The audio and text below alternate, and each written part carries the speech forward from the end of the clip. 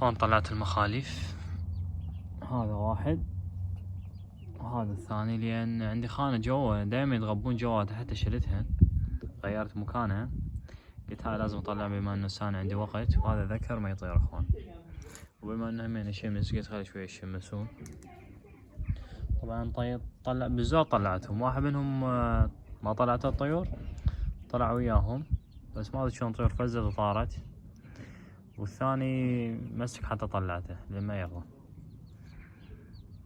شوف حتى عليه بعد الريش الاصفر، اكو ناس تقول اذا المخلف كبر وعليه الريش الاصفر يعني انه طير قوي، فراح ان شاء الله نجربهم بالسباقات هاي الجاية.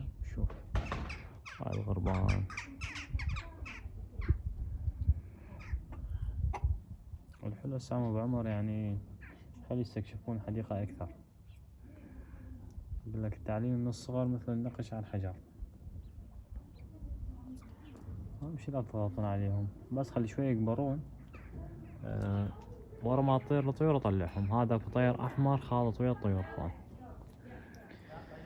الله يستر من عنده، بس اقول هيك.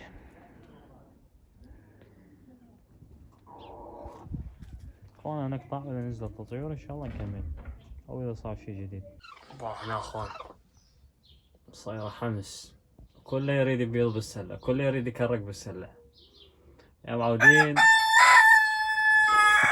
مصيبة المشكلة هنا اكو سلة، هاي هنا العينتين نايم على هاي السلة مرتاحة، بس هنا شوف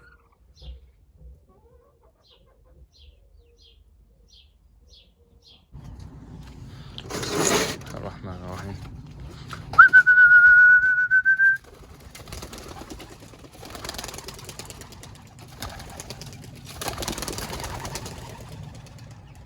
مرحبا اخوان، شلونكم؟ شو اخباركم؟ رجعنا لكم اليوم بفيديو جديد ومطيار جديد. مثل ما تشوفون اليوم عندنا همزين شوية شمس وهاي طيور. اللهم صل وسلم وبارك على نبينا محمد صلى الله عليه وسلم، والصلاة والسلام على رسول الله وعلى اصحابه اجمعين.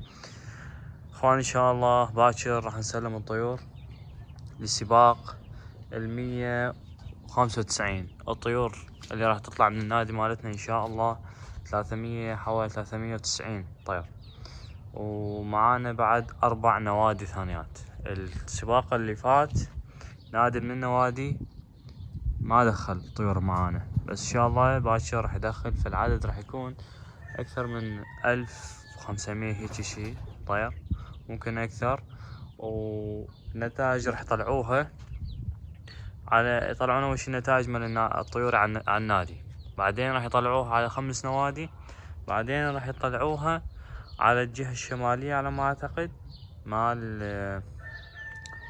المقاطعة.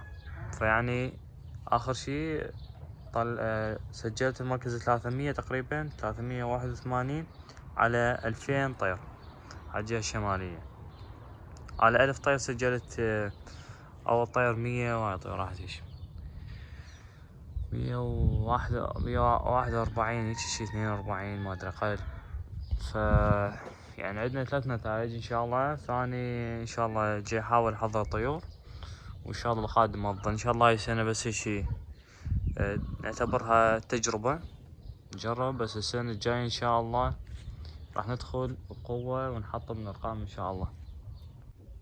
اخوان طبعا قدامي بيض الصناعي، هسه يجي واحد يقول هو بيض الصناعي يعني ايش راح اسوي بيه مثلا؟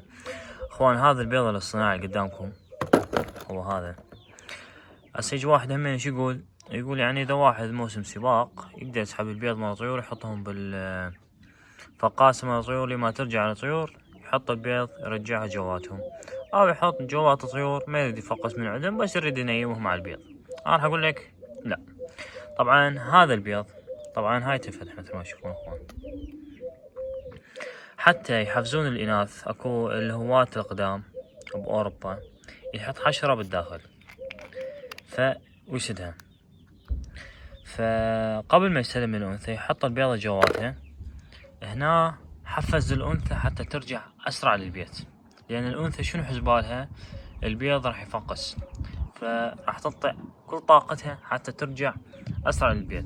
هاي الطريقة كانوا يستخدموها هواة الأوروبيين سابقا، وحتى حاليا أكو بعض من عندهم يستخدموا هاي الطريقة. وهون همينة الحمد لله قدرت أحصل من أحد الهواة هاي الأوراق القديمة. طبعا هاي أوراق الهويات للطيور البلجيكية مال سنة 1980. هنا عندنا 1978، هنا 80، هنا 1971 مثل ما تشوفون. هنا عندنا هاي ألمانية سنة 76. نجي هنا هاي الهولندية، هاي على ما أعتقد أقدم وحدة 67. هنا عندنا 99. اللي بعد هنا عندنا همينة 2004، 2003. هنا عندنا 1998، 2000، 2003. اخوان طبعا جاي احاول اجمع اكثر عدد ممكن من هاي حتى نسوي فد شي البوم مميز. يعني انا قلت لكم سابقا انه راح اسوي متحف بسيط خاص لشغلات الحمام، بما انه اني ساكن بهولندا وبلجيكا من قريبة علي، والمانيا نفس الشي. لان الهواية بدأت ببلجيكا وهولندا والمانيا، فاكثر غراض الحمام متواجدة بهاي الدول، فمن السهل انه اقدر احصل عليها. بس اخوان اكو ناس جاي تستغل هاي الشغلة، يعرفون انه الهواة مهووسين بهذه الهواية، جاي يطلبون مبالغ يعني مو قليلة. يعني أنا الحمد لله دول حصلتهم بلاش. يعني اكو واحد مثل هاي تقريبا او خلينا نقول 1950 جاي يبيعها تقريبا قطعة اكو ب5 يورو، كان 15. فانت اذا تحتاج قطع كثيرة يعني يطلع لك مبلغ كلش ضخم. قبل كم يوم مزاد اكو برنامج بيع شغلات مستعملة بيه تقريبا ما ادري 30 قطعة هيك شي، بس انه من 1940 لل 1970 هيك شي 80 يورو، يعني تقريبا فوق الورقة اخوان. فجاي يستغلون هذه الوضعية. فان شاء الله راح احاول اسأل الهواة اللي معايا حتى واحد يقدر يوفر عليه فلوس، يقدر يطور من اللوفت مالته. لان احنا بادين جديد، بدل ما نصرف فلوسنا على هاي الشغلات نقدر نستثمرها بالحمام اخوان. فاتمنى انه وصلتكم الفكرة حلوة اخوان. يعني اذا انت تريد تحصل مراكز متقدمة ممكن تجربها، بلكي تنجح وياك.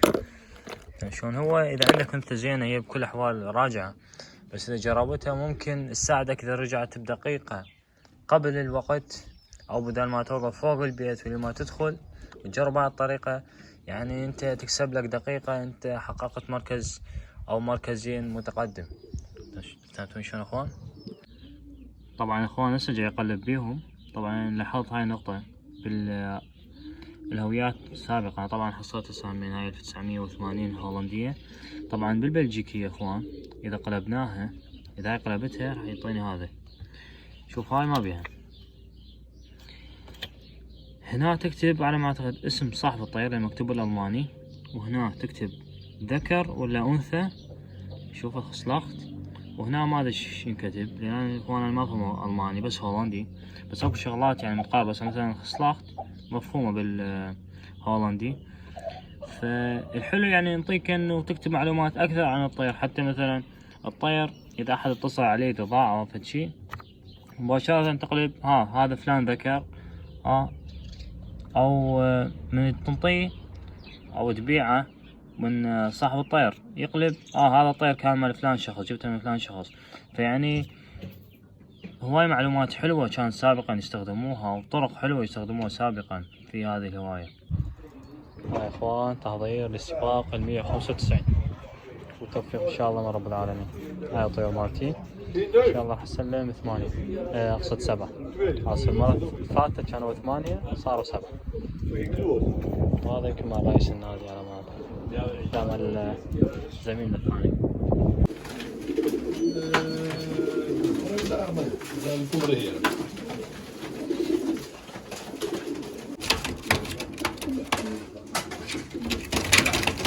اخوان شغلت الساعة مثل ما تشوفون وركبت الانتس.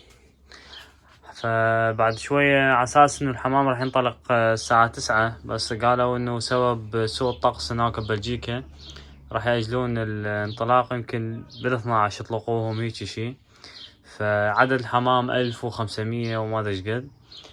بس انا عندي شغل بالوحدة، انا حسبالي انه راح يطلقون من وقت فألحق لهم، بس سبحان الله الباحث الشغل راسلني قالوا لي محتاجين ناس، فقلت حلو واحد يروح يشتغل جمع لنا كم فلس. فنشوف ان شاء الله من نرجع، منو راجع منو ما راجع، وان شاء الله اصور لكم حتى همينه اخذ الذاكرة اوديها للنادي حتى اشوف النتائج ان شاء الله. واخوان الباحة كنت مطلع المخالف المرة الثانية، بس فزوا طاروا، كان طالع ذكر من الذكورة ما كان داخل، فانجبرت طلعت البقية كلهم حتى يبقون وياهم. لما رحت للجامع صلاة الجمعة رجعت بس واحد داخل. لما رحت لبلجيكا جبت لهم اكل، فمن رجعت ما حصلت غير بس واحد. فنشوف ان شاء الله يرجع اليوم ما يرجع، رغم هاي ثاني مرة هو يطلع، وذاك الثاني انه بعد عنده الريش الاصفر. والتوفيق ان شاء الله من رب العالمين. اخوان قبل كم يوم كنت عند احد الهواة اللي معنا بالنادي، فكان عنده اخوان لوفتات كلش حلوة، بحيث عنده لوفت الحديقة بهذا الشكل على الطول، وعنده مثل جراج واللوس فوق، مسوي مثل بناية على مدار الهاي، بس حمام السباق وحمام تبزير حاطه جوا، فتصميم كلش حلو.